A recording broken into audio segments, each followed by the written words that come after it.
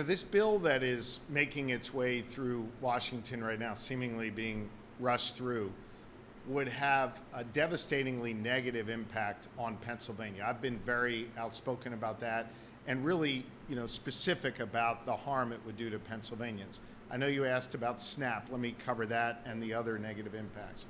First, about 500,000 Pennsylvanians would lose access to health care. 310,000 of them would lose Medicaid, and about 200,000 would lose access to Penny because of those changes. That's a huge impact. We've got 3.1 million Pennsylvanians who rely on Medicaid right now, and so a little over 10% would lose access to health care.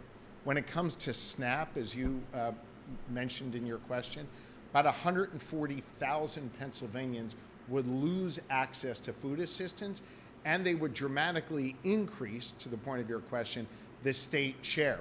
I have made very clear Pennsylvania can't backfill those cuts on Medicaid or on SNAP. And there's real question as to whether or not we'd even be able to operate SNAP any longer, given the change in the formula and given the people that are going to be knocked off. Beyond Medicaid and SNAP, we have about 25 rural hospitals in Pennsylvania that are operating at a deficit, where more than 50% of their revenue each year is coming from Medicaid. By slashing Medicaid, you're actually putting those 25 rural hospitals at risk. Beyond healthcare and food assistance, 26,000 people in Pennsylvania will likely lose their jobs. These are people who work in the energy sector.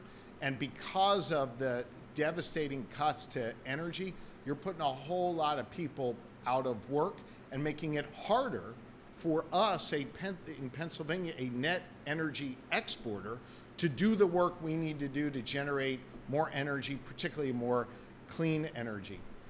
I don't know why they're rushing this through and at the same time making all of those cuts, ballooning our federal deficit by $3.3 trillion, with a T, trillion dollars.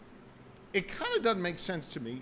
President Trump ran on a platform of cutting the deficit, said he'd never knock anybody off of Medicaid, and he wanted more energy jobs in the United States. He's doing the exact opposite and screwing over, by the way, some of the very people that voted for him. Those rural hospitals are largely in communities that supported the president. Those lifelines in those communities are going to be taken away. A ton of people in rural communities that voted for the president access Medicaid and SNAP benefits. The president loved to hug the building trades during his campaign, and now he's pushing them aside with these cuts to energy projects. I hope cooler heads will prevail. I hope the Senate of the United States will not pass a bill that will be devastating to Pennsylvania and other states.